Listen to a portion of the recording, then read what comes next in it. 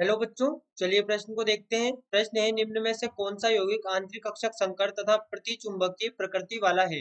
विकल्प ए CrNH3 6 और +3 आवेश, विकल्प बी CONH3 6 और 3 प्लस आवेश, विकल्प सी NiNH3 6 +2 आवेश और विकल्प डी ZnNH3 6 +2 आवेश। तो देखिए बच्चों, यहाँ पर बात करें प्रश्न की मुख्य अवधारणा की। मुख्य अवधारणा तो बच्चों यहाँ पर समझें, पहले हम कुछ पॉइंट्स की यहाँ पर बात करें तो देखिए यहाँ पर हमें जितने भी यौगिक दिए गए हैं चारों विकल्पों में सभी कोऑर्डिनेशन नंबर 6 वाले हैं, यानी कि समन्वय संख्या 6 वाले हैं। अब यदि ये समन्वय संख्या 6 वाले यौगिक है तो यहाँ पर दो कंडीशन होती है समन्वय संख्या 6 में, sp3d2 और दूसरा यहाँ पर होती है d2sp3। यदि हम sp3d2 की बात करें बच्चों तो यहाँ पर ये बाह्य कक्षक संकर होता है, यहाँ पर ये बाह्य कक्षक संकर होता है। वहीं पर बच्चों यदि हम बात करें दूसरा जो कि D2sp3 है तो ये यहाँ पर आंतरिक कक्षक संकर होता है, आंतरिक कक्षक संकर होता है। अब बच्चों चलिए यहाँ पर हम देखें प्रतिचुंबकीय प्रकृति के बारे में। तो देखिए यहाँ पर जिसमें अयुग्मित इलेक्ट्रॉन उपस्थित होंगे वहां पर प्रतिचुंबकीय प्रकृति नहीं होगी, लेकिन यदि प्रतिचुंबकीय प्रकृति वहां पर होगी जहां पर अयुग्मित इलेक्ट्रॉन की अनुपस्थिति है, जहां पर सभी इलेक्ट्रॉन युग्मित है, सभी इलेक्ट्रॉन युग्मित है। अब बच्चों यहाँ पर देखिए बात करें यदि हम यहाँ पर आंतरिक कक्षक संकर में, तो देखिए यहाँ पर पश्च युग्मन की जब बात करते हैं, जब हम पश्च युग्मन की बात करते हैं बच्चों तो पश्च युग्मन कब होता है? देखिए दो स्थिति में यहाँ पर पश्च युग्मन नहीं होता। पहले तो हम देखें कौन सी स्थिति में नहीं होता। तो बच्चों एक तो D1 से D3, D1 से D3 की स्थिति में, और दूसरा यहाँ पर D8 से D10 की स्थिति में। इनमें बच्चों यहाँ पर पश्च युग्मन नहीं होता, आवश्यकता ही नहीं होती। पश्च युग्मन यहाँ पर हम कह सकते हैं पश्च युग्मन नहीं होगा, नहीं होगा। लेकिन बच्चों हम बात करें यहाँ पर D7 से यहाँ पर D4 से D7 की, D4 से D7 की, तो बच्चों यहाँ पर पश्च युग्मन होगा, लेकिन इसमें भी एक कंडीशन है, जब प्रबल क्षेत्रीय लिगेंड उपस्थित होगा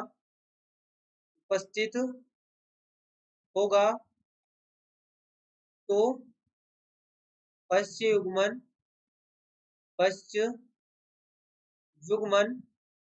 होगा। ये बच्चों यहाँ पर इंपॉर्टेंट बात होती है जो कि आप यहाँ पर कोऑर्डिनेशन नंबर 6 के हर क्वेश्चन में अप्लाई कर सकते हैं।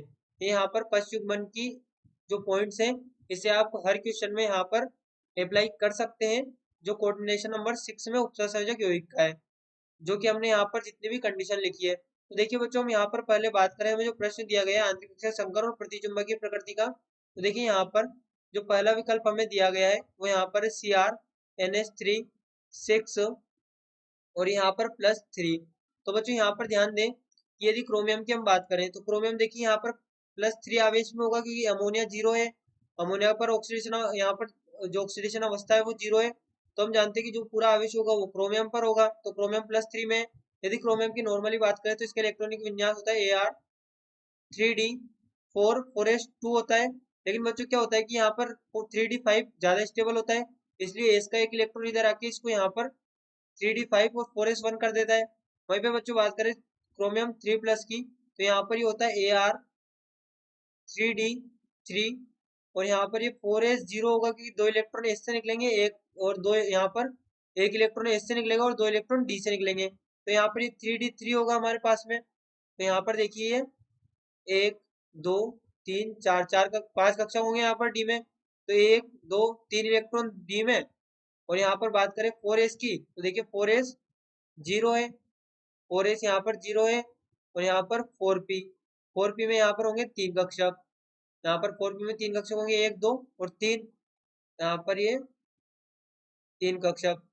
अब बच्चों यहाँ पर ध्यान दें कि हमारे पास में हमने पहले ही बात की कि जो 3d3 है, यहाँ पर ये 3d3 है यहाँ पर, तो 3d3 में हम जानते हैं कि पश्च युग्मन नहीं होगा, पश्च युग्मन यहाँ पर नहीं होगा, और जब पश्च युग्मन नहीं होगा तो हमारे पास में जो कक्षक खाली है वो है D2sp3, D2sp3।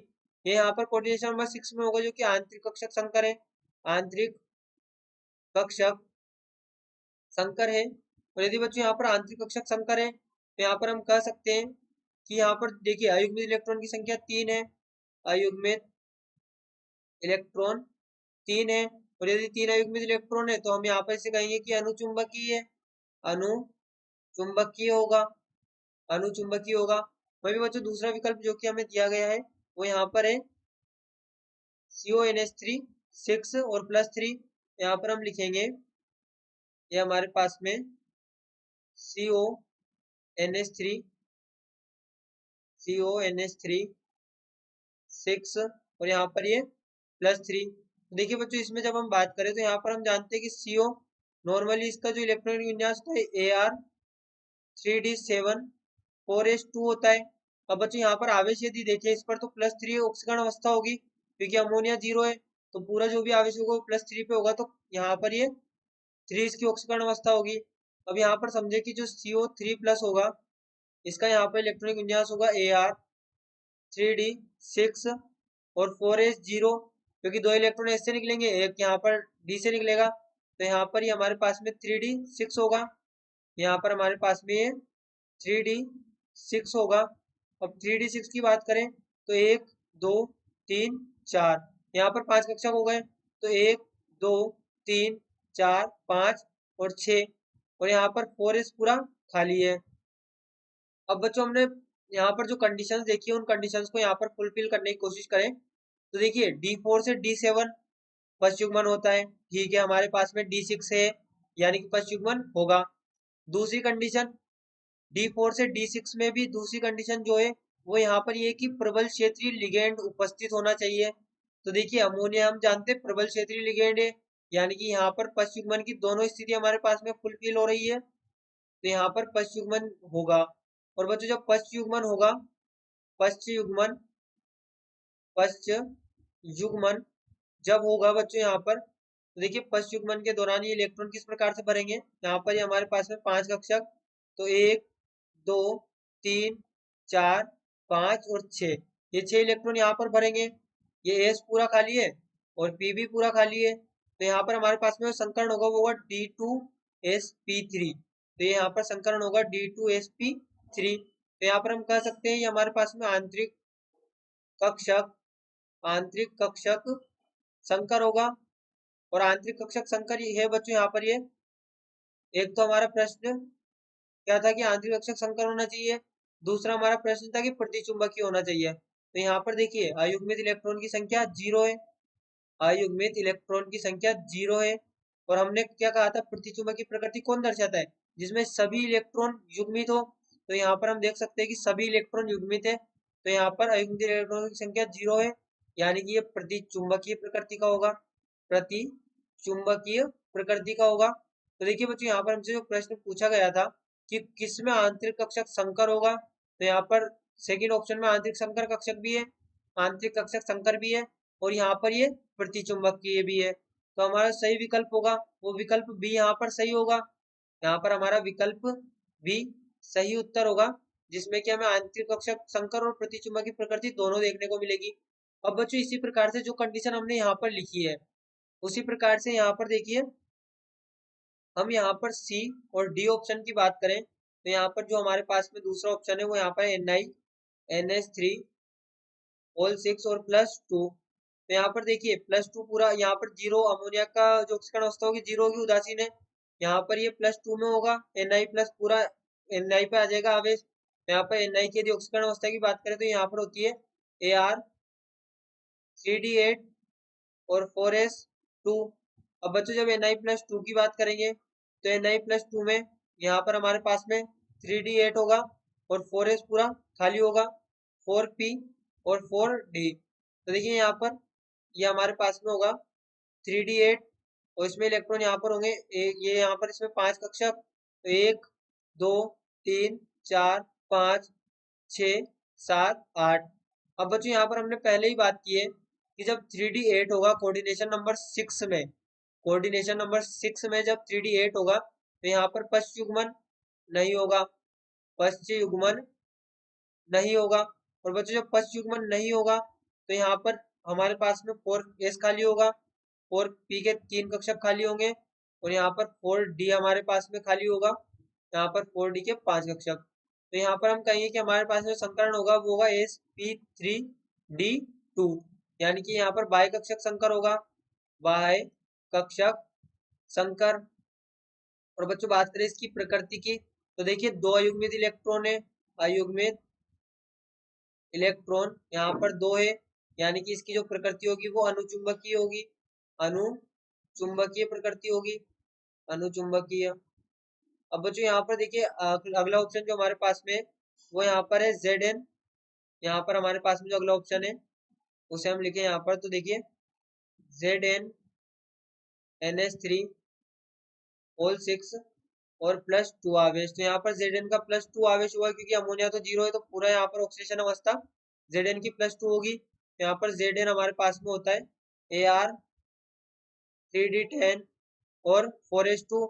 अब बच्चे यहाँ पर Zn ये हमारे पास में होगा Ar3d10 Zn+2, क्योंकि 2 इलेक्ट्रॉन इससे निकलेंगे तो यहाँ पर 4s पूरा खाली हो जाएगा, 4p खाली होगा और 4d खाली होगा। अब बच्चों यहाँ पर हम देखें, हम यदि कंडीशन की बात करें तो हमें पता है कि D8 से D10 में पश्च युग्मन नहीं हो सकता, यहाँ पर पॉसिबिलिटी नहीं है।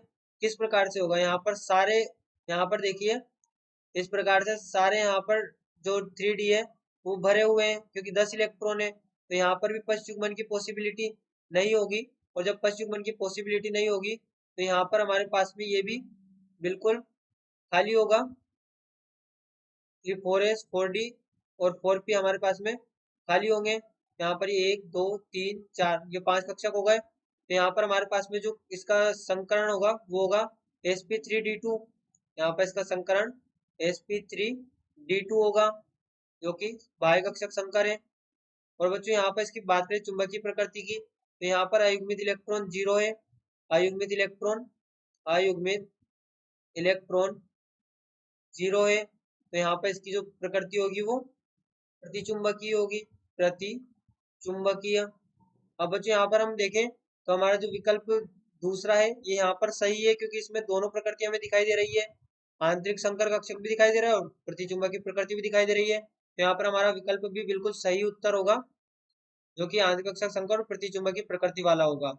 आशा करते हैं आपको प्रश्न समझ आया होगा। धन्यवाद।